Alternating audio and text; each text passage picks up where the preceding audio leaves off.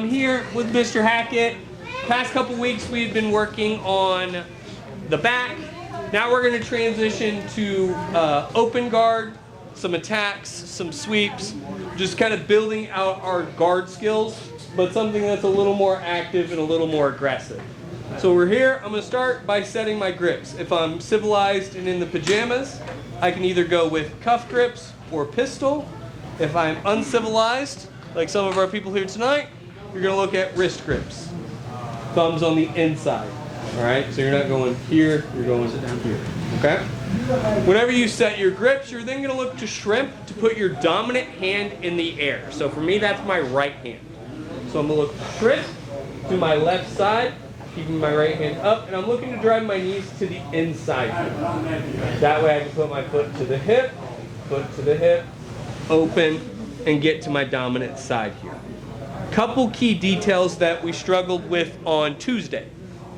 One, we did not manage distance at all with our legs. So we were either way stretched out too far, or we were way up underneath them, almost like butterfly guard.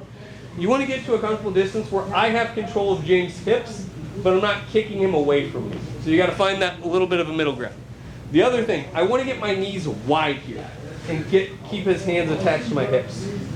Two things that's doing. One, it's driving my shin bones into his biceps a little bit. Generalized discomfort. You're obviously not doing a ton there, but just keeping him controlled. But you're also being able to stay in good position, able to move your hips here. All right? Now, when we get here, we're now going to start with just a very simple scissor sweep. I'm going to look to pull his bottom hand. So I'm on my side. That bottom hand is going to come across to my shoulder. As I do that, I'm going to look to scoop his leg with that same side. And I'm not just going to kick him. A lot of you guys on Tuesday were just kicking kind of to the body. I'm going to try to kick through his armpit. Here, and I'm pulling this arm up. And using that to come on top. Very simple scissor sweep, just hitting it from a slightly different position with that open guard. Allows us to be a little more active. So I get here, boom, I get to moving, and I'm using that open guard to manage my distance. As soon as I'm here, I'm going to push in just that little bit, pull, kick, wave high to mom. That'll allow me to come up. Those of you guys that are a little more advanced, you'll start to see there's some transitional arm bars and other attacks available, but work to getting up on top first. Questions on this? Like I said, for those of you here Tuesday, a little bit of review, but I want to make sure we get these right. Okay, so when you said like kicking with the leg, so this is not attached to anything when it's in the armpit, the foot is just in the air. Yeah. So basically I'm just using that momentum it creates. So like if I'm here, I'm using this bottom leg to scoop out his base, and I'm using that top leg to knock him over it. So the bottom leg's kicking the base out. It's kind of like if you're trying to tip a fridge or something of that nature. You put it on that bottom and pivot it over the top. That's what I'm doing with this. I'm just using my body. Other questions? One more time. I'm here with Mr. Hackett. Boom, I get my grip set. I start to shrimp and move. I get to my open guard. Boom, I'm moving, being active. Pull, scoop, wave, kick.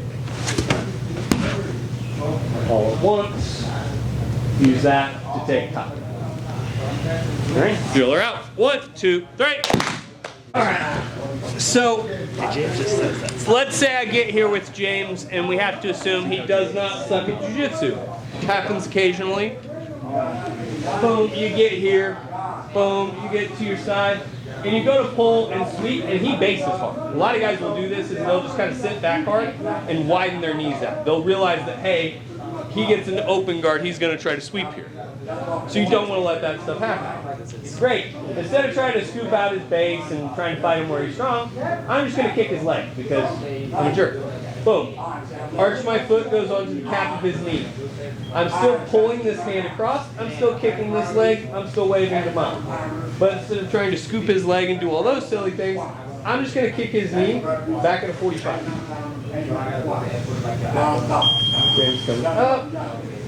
Boom, I'm here. He starts to really base out because guys will do this. They'll base out and try to start really posturing up. which when we start to work on how to counter open guard like this, will be what I teach you to do. Base, posture, get control of his hips.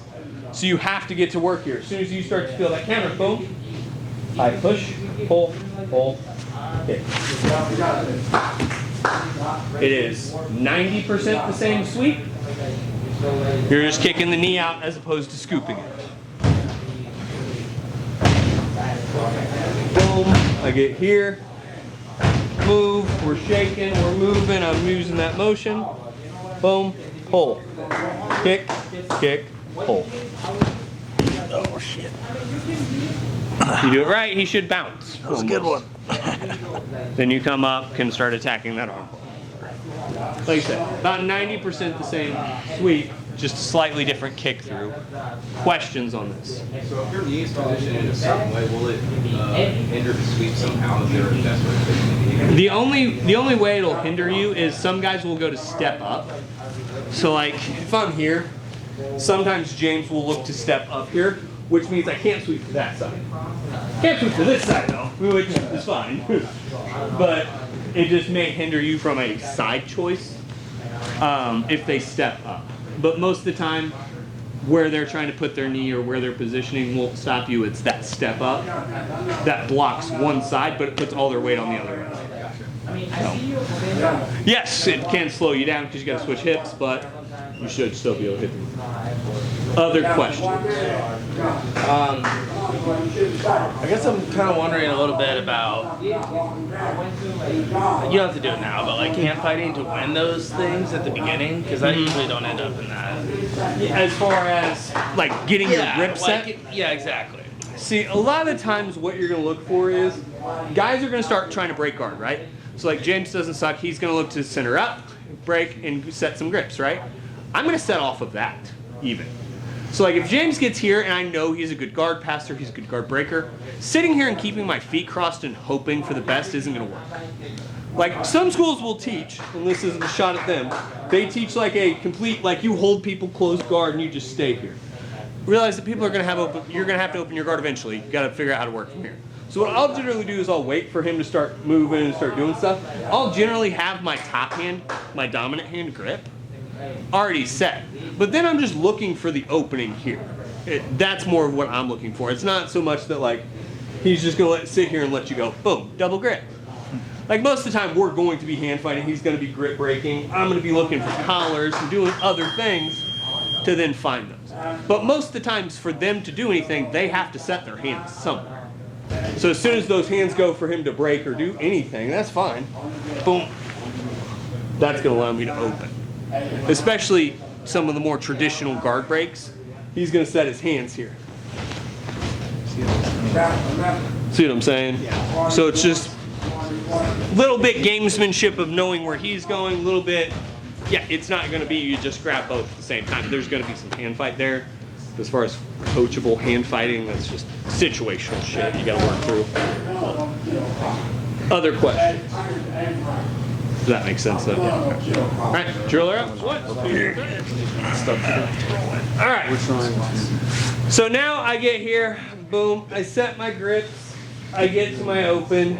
But let's say I want to attack more.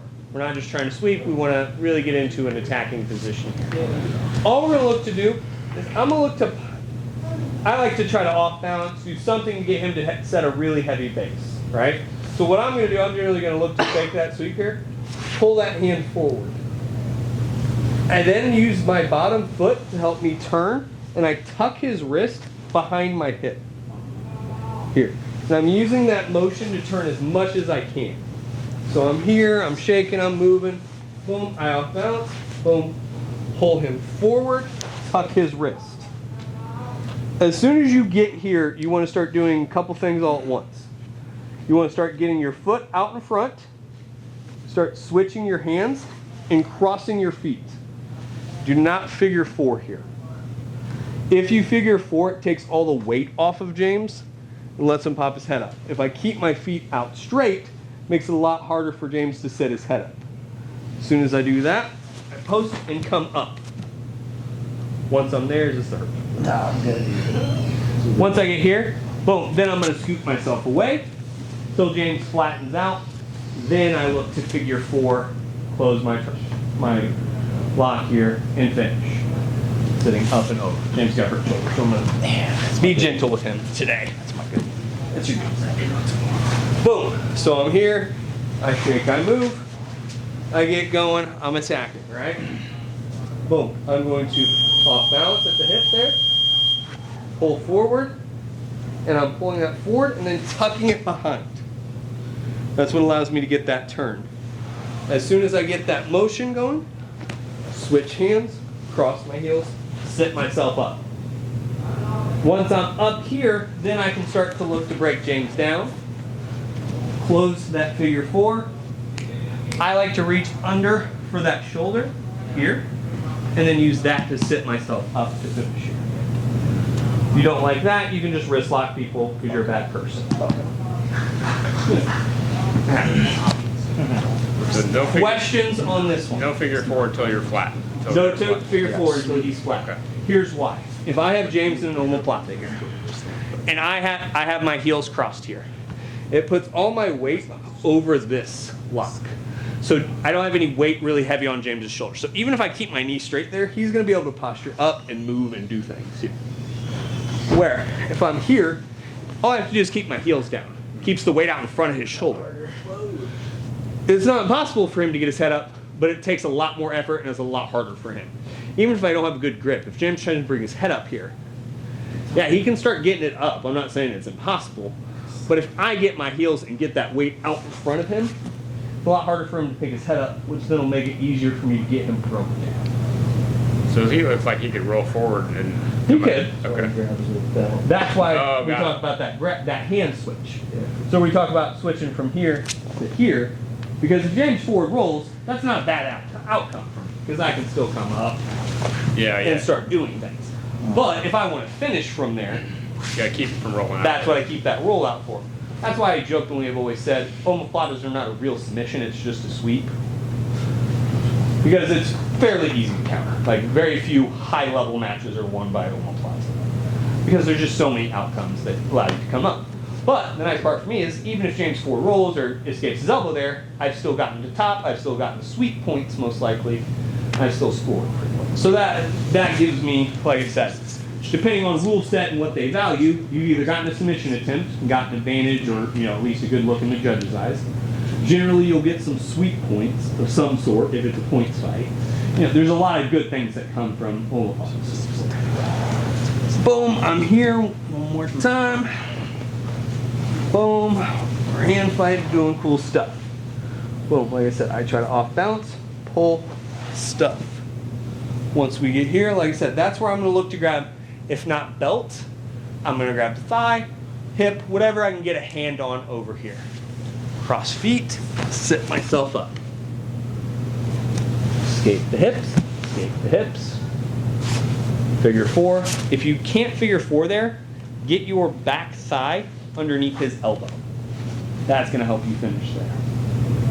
Once you're there, driving your hips up and over. What is the, I guess in that position, is there any way to get out of it, or when you're, I guess for defense, what is the defense to get out of this? For getting out of an omoplata once you get broken down like this, Or just, what is the best, from the whole transition, what should I do? ideally you can get your hand grabbed in. So like if James comes back up as I'm transitioning here, his ideal is to get his hand inside his leg there and get a lot of posture. Unrealistic if you get caught kind of lacking here, because I'm going to get some hands out and I'm going to get your hand out there. Then at that point it starts to become, can I forward roll? And if I can't forward roll, can I get this elbow out? It's all about controlling this elbow. That's why you'll see me start making little adjustments and looking for that elbow with my thigh, because that's going to be the key of finishing this. It's not so much in the where this hand is, it's more in the, do I have control of this elbow? Because the second I get James's elbow out there, I can sit up as far as I want. It's just not going to be as effective. At that point, you do just wrist lock it. But that's why if you need to adjust it, you adjust at the elbow there. Gotcha. So if I'm James, I'm going to start turning my hip away and start getting this elbow out. Dropping the elbow down. Start getting the elbow out that way and looking for rolls and trying to create some space and motion. Thank you. Other questions? Drill her out. 1, 2. I start doing cool stuff. I shrimp. I get to my hip, right? So boom, a lot of times we'll get going and we don't think to do things in succession. And so this is one I like to teach as part of a succession here. So boom, I'll get going. A lot of times I'll go to kick out or sweep here and James will base real hard. I like that. Because as soon as I do that, as soon as I take my foot off that knee and it doesn't work, all I'm going to do is pull the other hand in, that top hand up, and shoot my other leg behind the head. Now we have to grab with our hips here. And that's a weird way to phrase this. It's the only way I found that really works. A lot of you guys will reach with your legs here. You have to reach with your hips. See how my hips aren't on the mat? I have to reach with my hips. Here, to scoop. Now, I can get to where I can lock this pretty quickly, even on my offside, which is this. But you still want to cross, grab the shin, adjust, and finish your triangle. All right, I'm doing it on this side because I like James most days. He's got a bumped shoulder right now. But when I get here, as I'm creating that space, I want to hit this, like I said, in succession. If I just try to shoot a triangle real quick on James, he's going to be able to read that pretty quick, start sitting up, start getting some posture, and start looking to pass. But if I hit this as kind of a 1-2 combination, yeah, the jab can land, and that's great.